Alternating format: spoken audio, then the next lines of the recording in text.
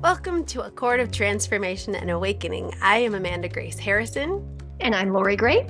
And today we are discussing the prologue and chapter 1 of book 2, A Court of Mist and Fury by Sarah J. Maas. Yay! We're finally on book 2. We are finally on book 2. Yeah, we were saying. So good. I'm curious to hear from the fans if you guys message us if you've already read book 1 and 2. If there's anybody out there who are book 1 fans, but we were talking about how for us and for most of the fandom, book 1 is kind of just what you need to get to book 2. And most of us are book 2 fans, hardcore fans. And so yes. Amanda and I have been eagerly awaiting getting to book 2. And we loved, I loved doing the book 1 podcast. It was really fun. But I was like, if this is fun, can you imagine season 2? We get to actually talk about our favorite. Yay! So we are finally here, but these first few chapters are a little rough.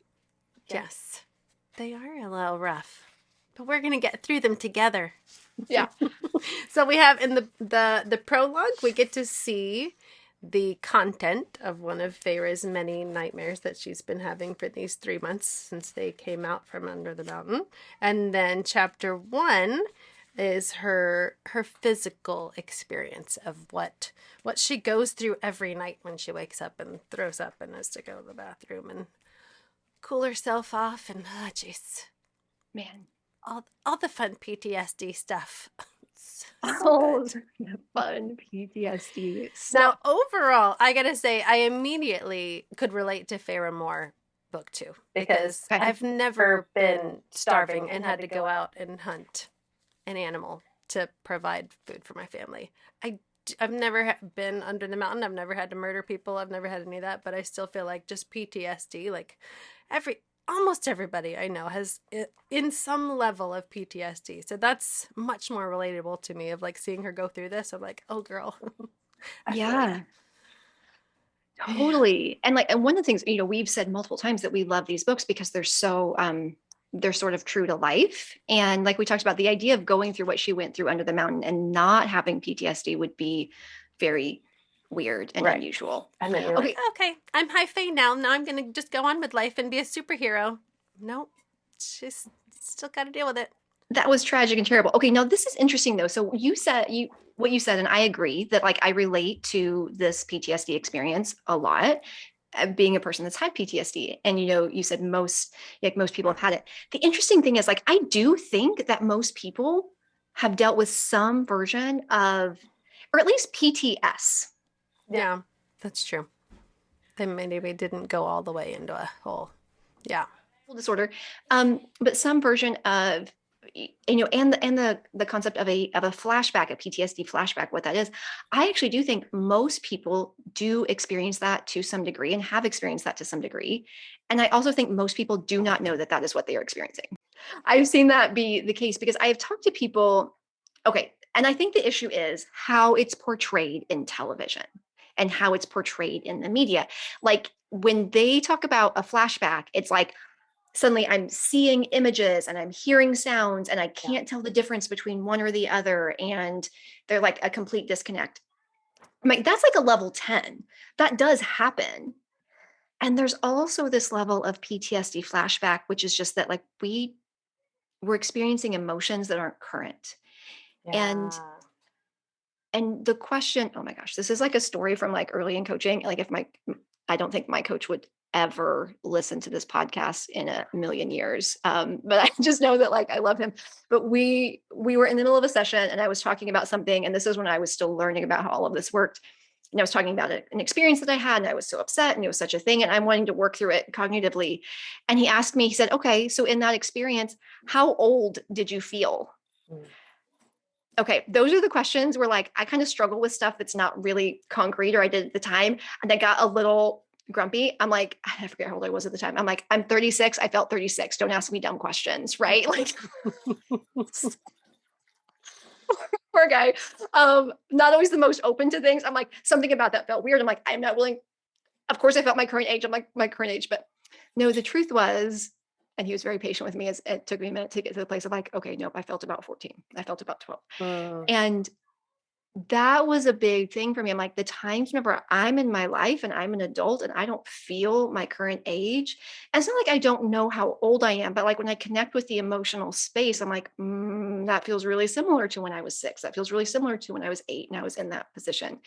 And understanding that that's also a version of like a PTSD flashback or a complex PTSD flashback whenever we're here in the present at our current age, but emotionally we feel younger and it feels emotionally like something else. And whenever I've walked people through that, people are like, oh, well, yeah, I experience that all the time.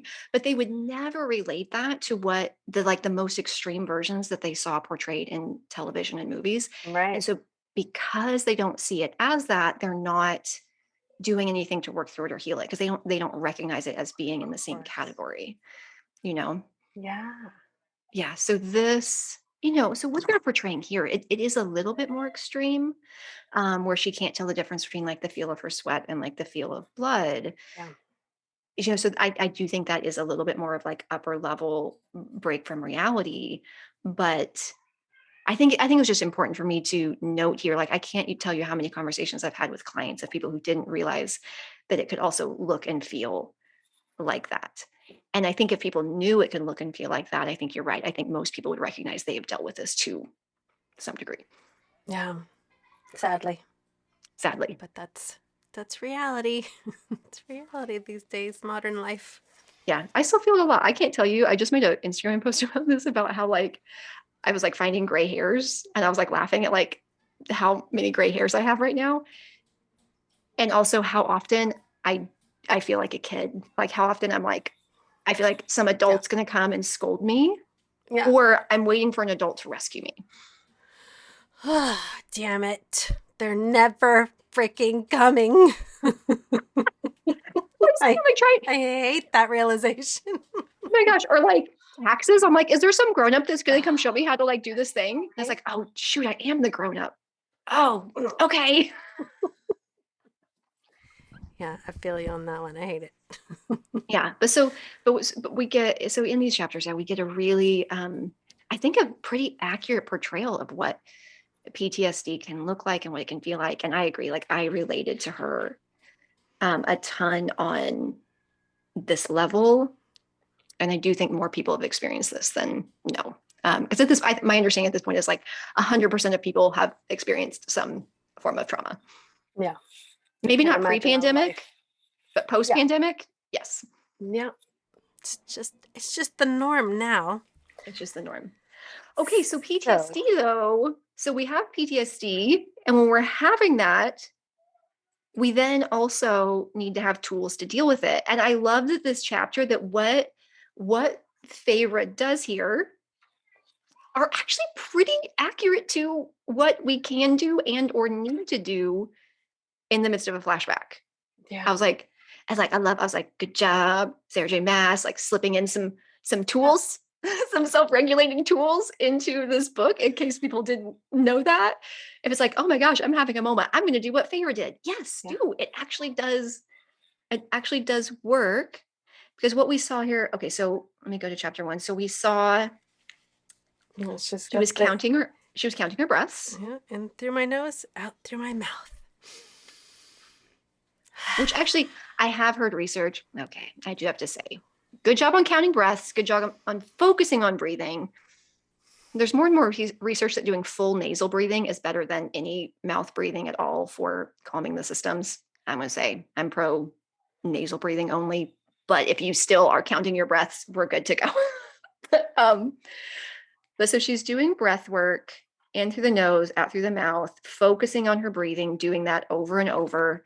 Okay, that is excellent. And there are different versions of doing breath work, and depending on how long you do in breath, how long you hold, how long you exhale, how long you break, each different version does something a little bit different in the system.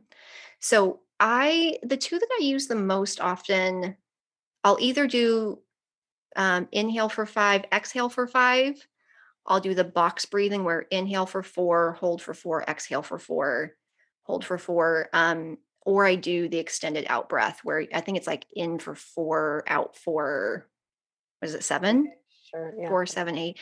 Those are the 3 that I use the most, and they each do something a little bit differently. I'm curious, like if you ever do breath work, like what is your most common? I haven't been doing counting, but I know there used to be one that I did. I have a breathing app that counts them for you, and you just follow the little ball. And I remember I used to like doing one like early in the day. There's one that actually lifts your energy instead of it being a calming one. It was like you breathe in this count, and it's gonna. And I would do that for my morning breathing session to get me going for the day.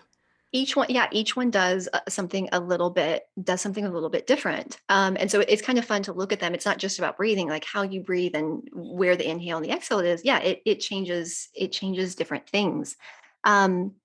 Which, by the way, so I want to come back to the book of what she did, but with that, another thing that's helpful whenever we're having a flashback is getting left-right connectivity going in the brain. And so our right side of our body is connected to the left side of our brain, right? Right side of the brain is connected to the left side of the body. And so if we're in fight or flight, that's more right brain. And so we want to get left brain online, which we can do by doing things, focused activities with our right side. Let's just do a crossword puzzle real quick. I'm feeling stressed. I better do a crossword puzzle real quick to get my left brain going. But one of the breathing techniques I found that it combines breathing and it combines focused right-sided touch activities. It's called Take 5 breathing. So like if you're watching the video, you'll be able to see it. If not, just kind of track with us. But so you take pointer finger on right hand and you take your left hand and you basically trace your fingers. So you inhale as you go up your thumb. And then you exhale down to the outside. And then you trace up your pointer finger and inhale as you trace up, and you go real slow, and you exhale as you trace down, and inhale as you trace up. And you go really slowly up and down your fingers. This is really helpful for kids too. Yeah, I was thinking that. And yeah, because there's the touch, like by focusing on just like the feel of the ridges of your finger on your hand, it's sensation oriented. It helps get us back in the present. We're also slowing down our breathing. There's a few different things that can help bring us back.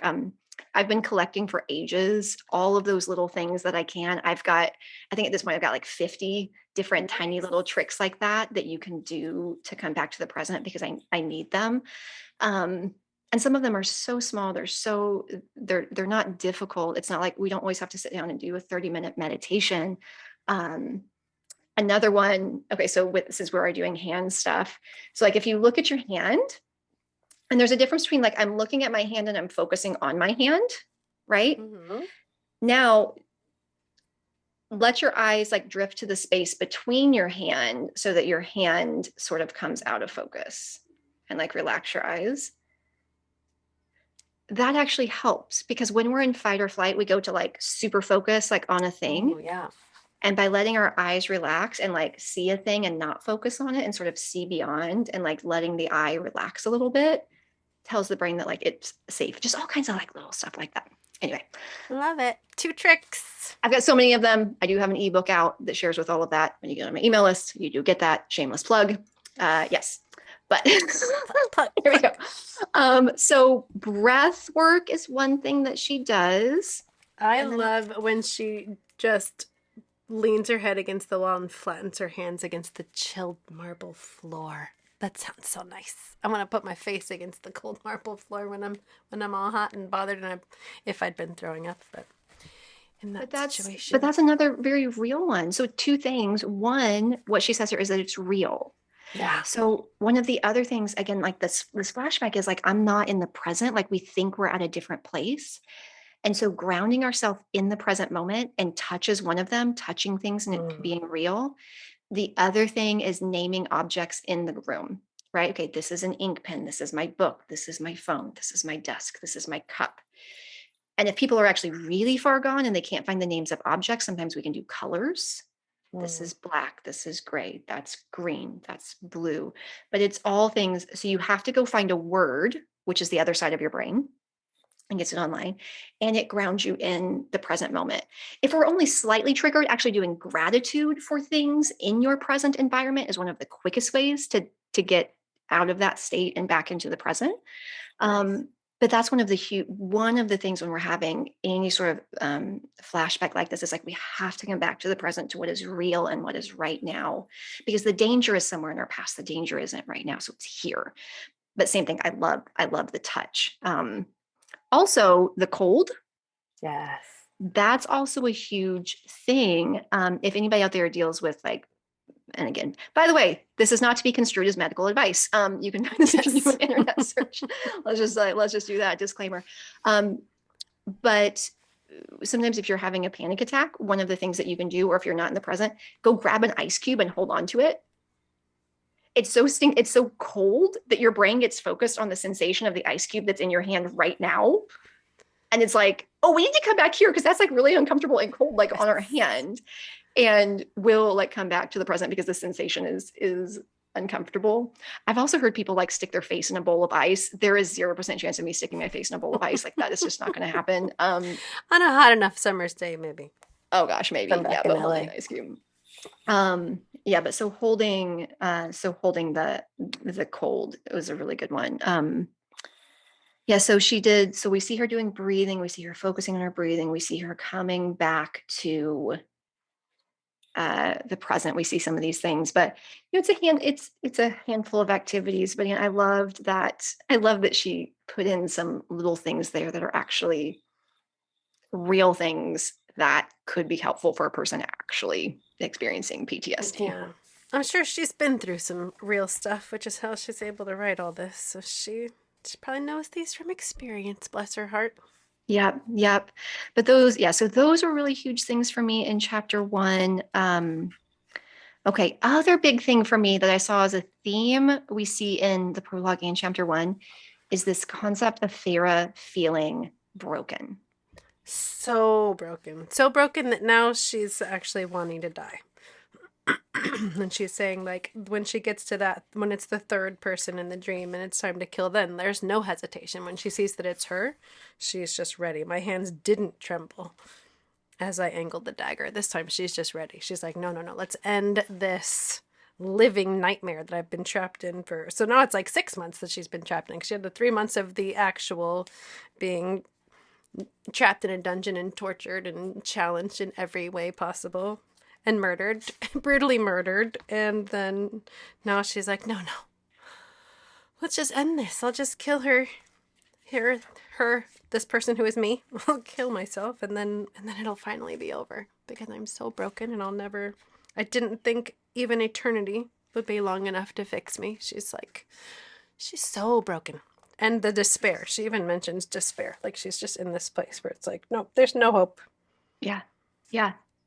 And like the very first line, it's not like, and I think that this is common. It's not just this thing happened and now I'm broken. She's like, maybe I'd always been broken. And it's that place of like, there is something fundamentally wrong with how I was created and wired and who I am, which is different. Like she distinguishes between her, who has like always been broken and dark inside, versus somebody else who maybe was born whole and good, but like that she's not that. She wasn't born whole and good. Yeah. Okay, this conversation about like the word broken, like I've had so many conversations about this where like so many people do feel this. And I just think that this word, and it's interesting, like some people use the word broken and almost like in a positive way. It's like, oh gosh, I was so broken. I've seen this used, and I've seen this in whenever, like within the church, a lot of people talking about being broken and they say it almost in a positive way. But I have never seen positive come from thinking of ourselves as broken. Like when people talk about being broken, I'm like, that's not language that I resonate with. That's not language that I encourage my clients to use. I believe that we are fundamentally whole and complete. And that is a foundational thing that I teach. And I think that that's always more helpful. The idea that, and it has like a thing that's across humanity. Because if we believe that some people are born broken and some people are whole and complete, then we have to spend all of our time deciding which category we're in. Yeah. And I just believe it's been so much more useful for me. It's been so much more useful for my clients to be like, what if we just started with the assumption that everybody's whole and complete and you're whole and complete? Because you really do think it's true of everybody else anyway. This is just a thing that you really think only of yourself most of the time, that we're whole and complete. But I was curious from you, and I was curious from our listeners, because I have heard some people use the word and say that they're broken. And I think what they mean is something like I'm giving myself permission to acknowledge like the depth of my pain. Something like that is what they mean. And I don't think that's bad. And it's one of those things where the word itself is just a word. It's always about the context and what we bring to the word and our personal relationship with the word and context and all of that. So I can't say nobody should use the word broken. Some people are probably using that word and it doesn't feel awful to them like it did to me. I don't know, but I'm curious. I'm curious about your just experience with the word broken. Like, is there ever a time whenever you've used that and it's felt good to you? Because for me, it always feels bad. I think there was a long period when that felt good because it was like, oh, okay, this makes sense. I'm broken. That felt good, like I'm whole and I'm complete. I'm just broken, which now does not appeal to me, that thought, and I can't really wrap my brain around how that made good sense to me. But I think for me, it was kind of like to be human is to be broken, like that we're just between what life does to us and what we do to ourselves just from being human and making mistakes. Now I like the word human much more than the word broken because human doesn't imply that there's anything wrong with you. It's just, well, it is a fact that you're human, and it is a fact that to be human pretty much means you're gonna make mistakes. And that was the last day I was in formal therapy, was when my therapist just said, Amanda, I just want you to know that you're not broken. There's nothing wrong with you. You're just human. And I think you're coming here every week hoping that I'm going to tell you how to fix yourself. And there's no fix for being human. And I went, you're totally right. It's been really nice knowing you. I literally never went back to therapy again. So I was like, she is right. So I did very much resonate with that whole being broken. And then it took somebody saying that to me and me going, I'm not broken. I'm This not is broken. I'm just just what it human. means to be human. Awesome. Yes. Okay, we're done. Yes. Ready Yeah, to see, and live. that energy, I've always resonated more with that. And again, but some people, like, I think they do mean something different. But like whenever I said broken, like I I do think for me it was more like what Faye was saying, like I wasn't born good, Yeah, like that there's there is something something in me, fundamentally wrong with me. yeah, fundamentally wrong. Like, and it has that, and it may not for everybody else. Okay, now here's one of those things where we have a running joke in our family, and I think it maybe came from like a book or a movie or something. I think it actually is from one of my romantasy novels. I just can't remember which one. So if somebody knows where this came from originally, let me know.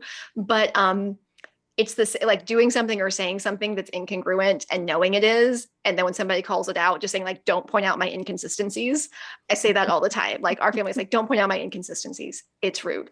But we all have them, right? So the conversation around the word broken is one where I recognize I have an inconsistency and I'm keeping both of them because I like them. So on the one hand, I do not like the word broken because, again, I think it has that thing of like being fundamentally flawed. And I do not believe Right. anybody is fundamentally flawed. Right. And I stand on the fact that we are all whole and complete. Yes. I also love the Japanese practice of repairing Yes. broken pottery with gold. Yes. I was so hoping you were going to mention that because I can't remember the name of any of it. And I'm like, oh, I never looked read it them. up while we were talking. It's spelled Good. Kintsugi. So I think it's Kintsugi, but like I'm sure I'm pronouncing that wrong. But yeah, but the Japanese, I'm guessing a lot of you Yes. have heard of this, but those of you who haven't, within Japanese culture, there's this process of taking pottery that's been broken into pieces and putting the pieces back together, but it being repaired with gold. So then the place where there was a crack becomes this beautiful part of the pottery, and it's just transformed and it's changed. And I think that there's a lot of there's some stuff in there though that I also like if we go with the place of not that like there's anything fundamentally wrong with us, and I do believe we all are all just human and whole and complete, but also some of us been through some stuff. Some real stuff. And I'm kind of just saying this like off the fly. I didn't like pre-think about this, but I know that there's a lot of work that we can do to heal from things like PTSD. Okay. And I do believe in the concept of post-traumatic growth. There's post-traumatic stress disorder, and then there's post-traumatic growth, and how when we go through these things, we actually come out stronger. But I do not believe that once we've gone through something that's truly traumatic, that it is erased. It can be healed, but I do believe that trauma leaves an indelible mark, a tattoo, if you will, like on the system. And it can be healed in so many ways, but like our nervous systems are not wired to forget, not in the way that we think. And so whenever I think about trauma, there is also this thing of like, fundamentally, I am whole. And then we go through things and it doesn't go away completely, but it can turn into this place of like, there was a break here and that break was healed, but it's not gone, but it's turned to gold, right? In a way where we actually can come out the other side of these situations in a post-traumatic growth sort of way, in which I don't like to say the word stronger, but there is, this is a thing we've said from the beginning, people who have been through stuff, we do come out changed. And I do like those people. And like, because again, we say like, you can't be in that place of like bypassing or just like passing over. There's a depth of knowing. There is an alchemy of the soul, if you will, that happens in those places that don't happen in other places. And I think that they are visible, but it's sort of to me visible in this way of like, I see your cracks that are filled with gold. I see where you were hurt, and it didn't make you less beautiful. It made you beautiful in a different way. Do you know what I mean? I don't know if I'm saying that right. Is that is that making sense? Yes. Yeah. Yeah. I'm so glad you brought that up. Yay. Yeah. So it's a paradox. I'm like, we're not broken, but when we are filled in with gold, we're not broken. But we are. But the parts that are broken. That's what I'm saying. Yes. Don't put on the inconsistencies. I love it. Yes. There's going to be plenty of inconsistencies. Deal with it. Just deal with it. Just take them both. And they're both good. Yeah. Cause I mean, I look at, if I hadn't gone through what I'd gone through, I think I wouldn't like myself. Yeah. I mean, I like, to be perfectly honest, like before I went through what I went through, I was kind of judgy.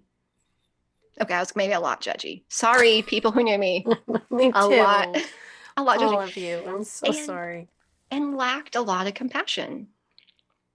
And then you go through those days and I'm like, how in the world could I judge anybody else? A lot of times with my clients, when they're starting to say something and I can see they're sort of holding back, I'm like, listen, I don't know what it is that like you're feeling like you can't tell me, but like there is actually like 0% chance that you're going to tell me anything like that went through your head in terms of thoughts that is worse than what has gone through mine. Like there is no way you're not going to say anything that's going to shock me. You're not going to say anything that's going to judge me, because I am very aware of what my head was like. Like I am very aware, and like you would be, and a lot of times at that point, like I will share some of my relevant thoughts, like, okay, in case you don't believe me. In case you don't believe me. There you go. Like, here's a sampling. This is a little bit of what my thoughts sounded. And sometimes I'm like, this is a little bit of what my thoughts sounded like this morning. And they're like, really? I'm like, yes, you're fine. Like, let it, you know, it's okay to let it out and to have those human moments. That was actually part of a larger train of thought, which I just lost. Do you remember what we were talking about? Broken. Inconsistencies, gold, Japanese people, these books. We probably weren't talking about Japanese people. Just throw that one. I don't even know. We'll just say that was a good conversation, and we'll. I remember saying, yay! So the ways that we grow, and like the stuff that I went through, I do not look back at any of the stuff and think that it was like good or fun, but I really did change in different ways, and becoming. I am much more compassionate. I'm much more understanding. I am significantly less judgmental. There are so many things that did come out of what I went through, and that was fantastic. But that's one of those conversations where I feel like you have to be careful, like, because when somebody's in it and it's like, oh my God, I actually had somebody say this to me. Like, I was in the midst of things being like really, really hard. And they're like, oh, but you're going to grow so much through it. Like, that is not a thing you say to somebody who's suffering. Anyway, so I'm like, I'm not a person that I'm like, this bad thing happened so that you could grow. It's just like life happens. And it creates an opportunity. It creates a thing that we can grow through. But post-traumatic growth is a thing that I believe in, that I experienced. And I came through very severe PTSD and trauma and all that stuff different in a way that I like. Like, I like who I became through it. That's what I was saying. Yes. So like, yeah, I got my cracks and you can see it. And like, but like, I'm like, I do get all this cracks. Gold. They're filled in with gold. Like, yeah, like my pot is very cracked. That's so much gold. So the more cracks, the more gold. I honestly, but like that metaphor, I hadn't thought about that until right now, but I do feel that way now. When I look back at so much that I experienced, friend, oh my gosh. And when I just list like what I've gone through, like I had to do at one point, somebody's like, can you do can you just give me like a rough idea of like trauma stuff? I'm like, just listing it. I'm like, okay. A, how long do you have? And B, like, okay, just the highlights. It's like, okay, verbal abuse, gaslighting, like emotional abuse, physical abuse. We got like sexual trauma, medical trauma. Like I'm like, if there's a type of like abuse or trauma, I have most of them. Check all just select all at the top. Save yourself the time. You know, and like chronic illness and the things that the chronic pain and the stuff. But at this point, every one of those things does kind of feel like gold in some ways, because whenever I'm talking to somebody else, there are so many experiences that they're having that I'm able to normalize. Yeah. You know, and to repeat back to them, like where they can't see their value, like they really do see themselves as broken, but they don't see me as broken. And everything where they're like, oh, here's this thing, and this just means I'm a bad person. I'm like, and then I'm like, okay, well, I went through XYZ. That's almost a parallel. I'm like, am I? I'm like, well, no, you're fine. Right. And it's given me so much gold to work with, like with clients, that I have to say things that I'm like, there was a time when I'm like, I will never, ever be grateful for that thing. And I still don't force myself to try to be grateful for things. But like every once in a while now, I'm like, shoot, I felt a little bit of gratitude for that thing that happened. Yeah. I guess never say never, like not fully, but I'm like, dang it. Am I grateful for that thing that happened? I don't know. I don't have to define that, but I have moments. It's not like I'm grateful or I'm not, but sometimes I feel grateful for negative things that I've experienced because of how it lets me help people. But when I try to force myself to be grateful so that blah, blah, blah, it was toxic. Not going to happen. No, but it happens. Not in a pretty way. Now it sometimes happens because I'm like, oh, look at those gold cracks. Yeah. Look at those cute, shiny gold cracks. Okay. All right. So those were my big things, the PTSD and the grounding exercises and the brokenness. All right, what else was standing out to you in these chapters? It's amazing how much is in a 2-page prologue. I know, 2-page prologue and a 3-page chapter and 4-page chapter. Yeah, the other thing that jumped out, I mean, her whole thing where she can't tell the line anymore between her and Amarantha. That's interesting, but that kind of goes along with everything else. Whereas this, her thing with Tamlin that she has going on here, where she's saying. Hold on, can we stop with that one first before we go to Tamlin? Of course. Okay, so let's go to that one because I was really curious. You marked that one and I marked that one. Okay, so she said there's kind of blurred between her and Amarantha. Like, do you see that as a positive or negative? Like, what's the part in that for you that feels significant for your journey? Feels significant for my journey. Or for our audience as a whole. Yeah. I mean, does it feel like does it? Like, I don't, there's a way for me in which it's like it's not a bad thing that the lines aren't blurred, because I don't like it when there's this really clear, like, that to me is a sign of really bad writing when I'm watching a movie or reading a book and the villain is just pure evil and the good person is just pure good, and you're like, yeah, kill off that person, hate them. So I love that the lines are blurred for her, because it's like, I mean, not that I love it for poor Pharah that she's having to go through hating herself as much as she hated Amarantha. That sucks. But the fact that she can't clearly go, hate you, love me. It's the fact that she can't do that anymore and she can't be all judgy. I do like that a lot. Yeah. Okay. Because it's more true to real life, right? And like I've had that thought a number of times, like when it comes to things like boundaries or places where there was abuse. I'm like, they weren't villains. Yeah. It wasn't like they were the villain and I was the victim and there was this space. I'm like, it wasn't that clear cut. Now, again, the thing still wasn't okay, but this is, call back to season 1, understanding and acceptance. And again, a lot of times, like the final thing is 100% not okay. And also, it's not because they were evil. Right. Sometimes it's because they were broken. That hurt people. And none of that's an excuse. And again, I think that's the difference between like understanding isn't the same as condoning. Yeah. Like, but I have found that too. I'm like, and the amount of times whenever I've thought like, gosh, if this person was just like purely evil, this would be so much easier. Yeah. Even situations like with my family or like with my dad, I've got complicated stuff, with my family stuff. Right. But there were instances like with my dad where it was stuff that was like very much not okay. Yeah. And he was at every family dinner, every ball game, everything. Like he was there for my stuff. He supported me. He was stable in a lot of ways. Like he wasn't evil. Yeah. And some of the stuff was not okay.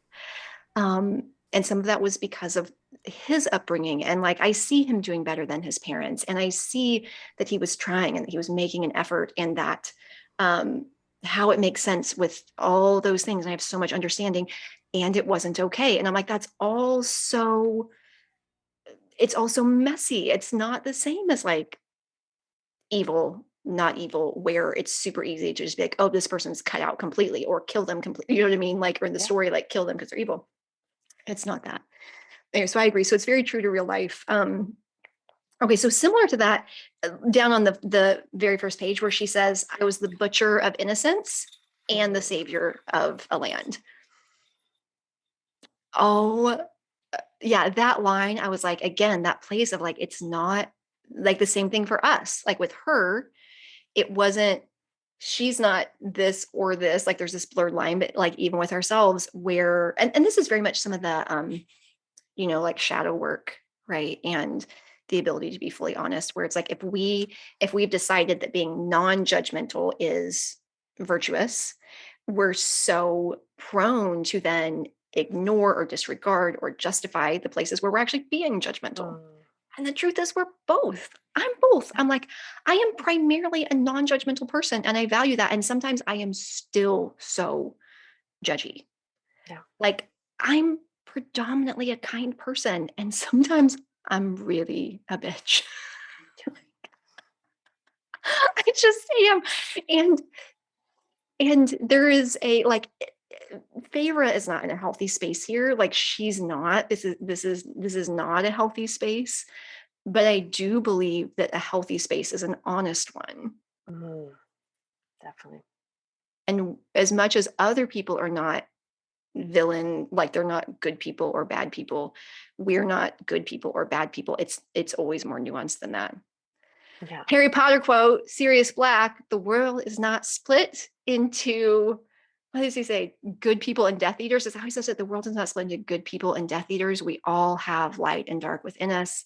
And it's like which we choose to act on that matters. I probably did not get that exactly right, but I loved that quote from Sirius Black in Harry Potter, where Harry's like, am I like this or am I like this? He's like, everybody's got both. Everybody's got light and dark within them. And so as much as she's not healthy, there's freedom and honesty. Well, I think part of why she's struggling with it so hard, we don't get to see it here. We'll get to see it a little bit later on, but that because she is the savior of the land, that's nobody's talking anymore about what she did to break the curse. They're not talking about that moment that shattered her completely. They're just saying, oh, you said so she's like a superhero to everybody else. And that's why it's even harder for her, because nobody's saying anything bad about it. Nobody's pointing at it. Nobody's giving it that even like, you're the savior of our land and you're still a mess. And they're like, no, you're just like, she's just being worshipped. I think that's what's making it harder for her. And I know that's even a thing like in parenting, I remember learning, like sometimes you'll notice if you give praise to a child, sometimes you'll give a compliment or praise to a kid and they'll immediately do something horrible. and that the psychology in the kid's mind is like you turn around and say, oh, that's so sweet, you're holding your baby brother, you're such a good big sister, and then immediately she'll do something like a mess, and it's because in their mind they know that they're not all good. So you say something that makes it sound like they're all good, and they instantly have to like write the thing. They're like, oh, I got to balance that back out. I got to make sure my mom doesn't think that I'm perfect, because I know I'm a mess, and I know that I actually want to stab my brother right now. So I'm going to pinch him just so that she can see that I'm not. So there's That's so layers. interesting. So many That's layers. I love that point though. I think that you are right on about this, about it bothering her. And I've seen that a lot. And yeah, and the same thing, it's like in our society, it's like, let's just talk about the good stuff, and like, let's ignore, the bad stuff. And that was interesting. So I think the concept of having like a victim mentality, I mean, that's really like, especially within the personal development world. I mean, that's like a thing, like people, it's like, don't do that. That's awful. Quit it. Right. Like there's so much shame around having a victim mentality. I think we all have that at times and in situations, for sure.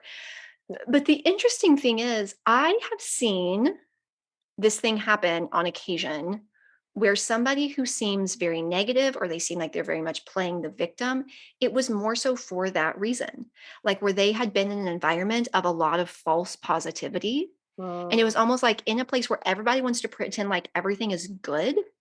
It was almost like their way of like, these are my negative emotions and I'm keeping them. You can't make me get rid of them. They're mine. And I need you to speak up for them and voice them. And they're real. And it was fascinating. Like whenever I understood this with the couple of situations, like I'd never heard anybody teach about that happening. I don't know if anybody, other coaches have seen this. I've seen it a couple of times where at the root of it, I've seen people who are very, very, very negative, and it's when they're in an environment where everybody else is really, really positive. And I think it's the same thing. It's like, well, everybody's talking about the positive, but like, there's also this, Yes. and almost like they felt like they had to fight for their right to be negative. And then it just came across as them like complaining all the time, or even sounding like a victim all the time about how hard everything is. But it was really just them trying to like balance the scales of it is also hard. It was fascinating. It was one of those moments where I sometimes geek out about the psychology behind all the things. I can get a little like clinical about the things where I'm like more interested in how fascinating it is than the fact that was hurting somebody. I'm like, no. And I also am really compassionate for the fact that that's happening. But that's fascinating. That it makes me think of some other stuff further in the series too, with other characters who also are having to.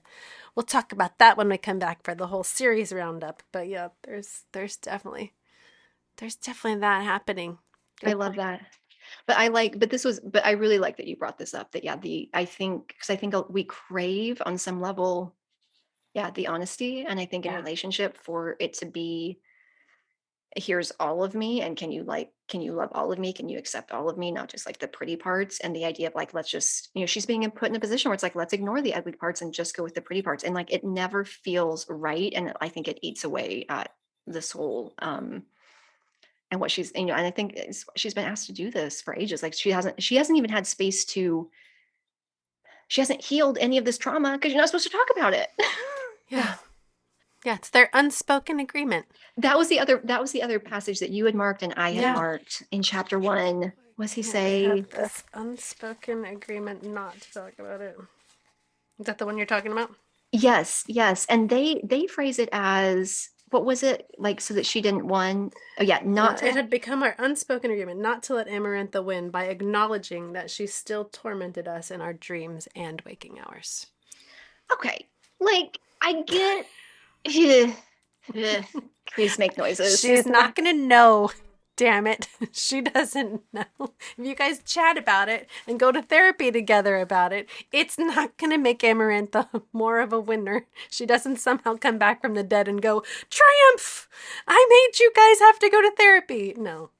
It would have helped a lot of things, guys. And I get, like, I have compassion for like, okay, I see how this somehow is making sense in their mind. But there's also this place of one of the most basic things when it comes to looking at the way we're handling something is like, is it working? We're 3 months in.